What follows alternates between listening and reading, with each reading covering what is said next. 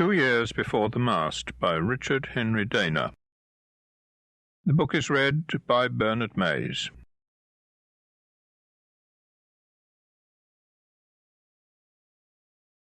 The original preface.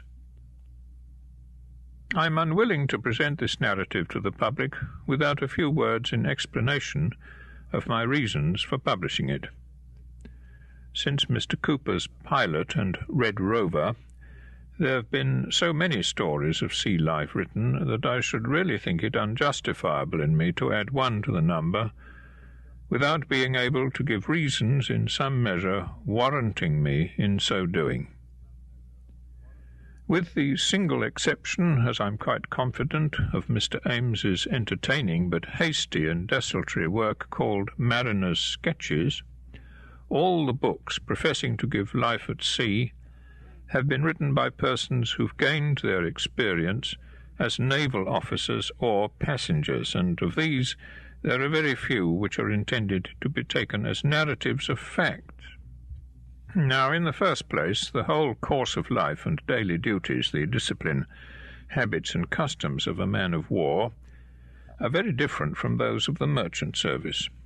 And in the next place, however entertaining and well-written these books may be, and however accurately they may give sea life as it appears to the authors, it must still be plain to everyone that a naval officer who goes to sea as a gentleman with his gloves on, as the phrase is, and who associates only with his fellow officers and hardly speaks to a sailor except through a boatswain's mate, must take a very different view of the whole matter from that which would be taken by a common sailor. Besides the interest which every one must feel in exhibitions of life in those forms in which he himself has never experienced it, there has been of late years a great deal of attention directed toward common seamen, and a strong sympathy awakened in their behalf. Yet I believe that, with the single exception which I've mentioned, there hasn't been a book written professing to give their life and experiences by one who has been of them, and who can show what their life really is. A voice from the forecastle has hardly yet been heard. In the following pages I design to give an account and authentic narrative of a little more than 2 years spent as a common sailor before the mast in the American merchant service. It's written out from a journal which I kept at the time, and from notes which I made of most of the events as they happened, and in it I've adhered closely to fact in every particular, and endeavoured to give each thing its true character.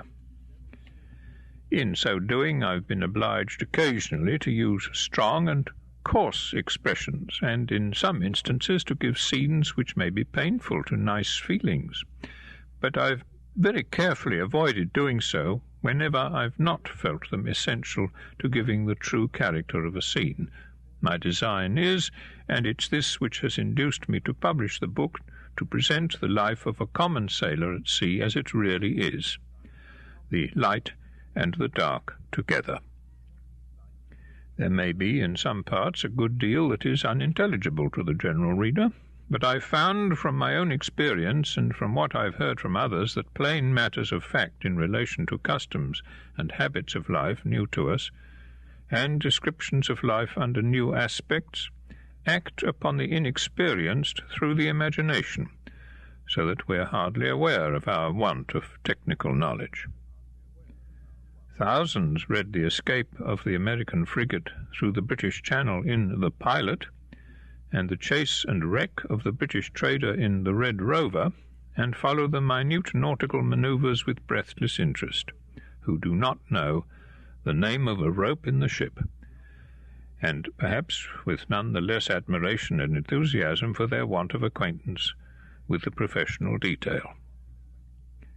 These reasons, and the advice of a few friends, have led me to give this narrative to the press. If it shall interest the general reader, and call more attention to the welfare of seamen, or give any information as to their real condition, which may serve to raise them in the rank of beings, and to promote in any measure their religious and moral improvement, and diminish the hardships of their daily life, the end of its publication will be answered. Boston, July 1840. Chapter 1. Introduction. The 14th of August was the day fixed upon for the sailing of the brig Pilgrim on her voyage from Boston round Cape Horn to the western coast of North America. As she was to get under way early in the afternoon, I made my appearance on board at 12 o'clock in full sea rig, with my chest containing an outfit for a 2 or 3 years' voyage, which I had undertaken from a determination to cure, if possible, by an entire change of life and by a long absence from books, with plenty of hard work, plain food, and open air, a weakness of the eyes, which had obliged me to give up my studies, and which no medical aid seemed likely to remedy. The change from a tight frock coat, silk cap, and kid gloves of an undergraduate at Harvard to the loose duck trousers, checked shirt, and tarpaulin hat of a sailor, though somewhat of a transformation, was soon made, and I supposed that I should pass very well for a jack-tar. But it's impossible to deceive the practised eye in these matters, and while I thought myself to be looking as salt as Neptune himself, I was, no doubt, known for a landsman by every one on board as soon as I hove in sight. A sailor has a peculiar cut to his clothes, and a way of wearing them which a green hand can never get. The trousers tight round the hips, and thence hanging long and loose round the feet, a superabundance of checked shirt, a low-crowned, well-varnished black hat, worn on the back of the head with half a fathom of black ribbon hanging over the left eye, and a slip tie to the black silk neckerchief, with sundry other minutiae, are signs the want of which betrays the beginner at once. Besides the points in my dress which were out of the way, doubtless my complexion and hands were quite enough to distinguish me from the regular salt, who with a sunburnt cheek, wide step, and rolling gait swings his bronzed and toughened hands athwart ships, half opened, as though just ready to grasp a rope. With all my imperfections on my head, I joined the crew, and we hauled out into the stream and came to anchor for the night. The next day we were employed in preparation for sea,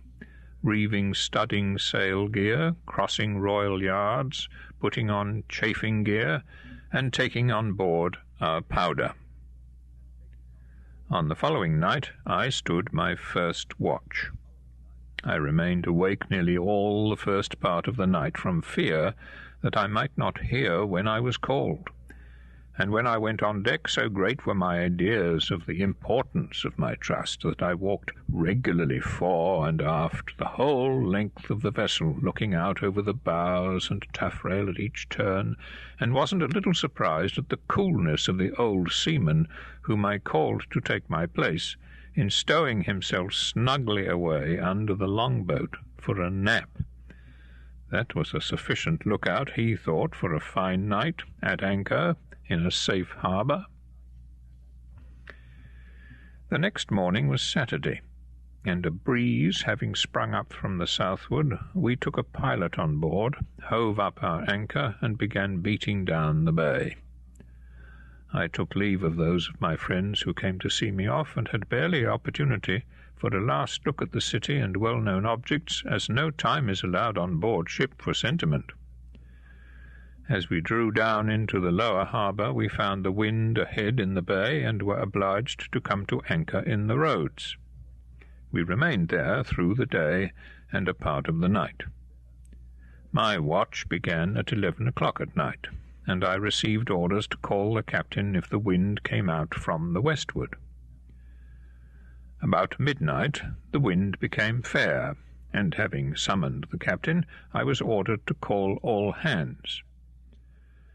How I accomplished this I don't know, but I'm quite sure that I didn't give the true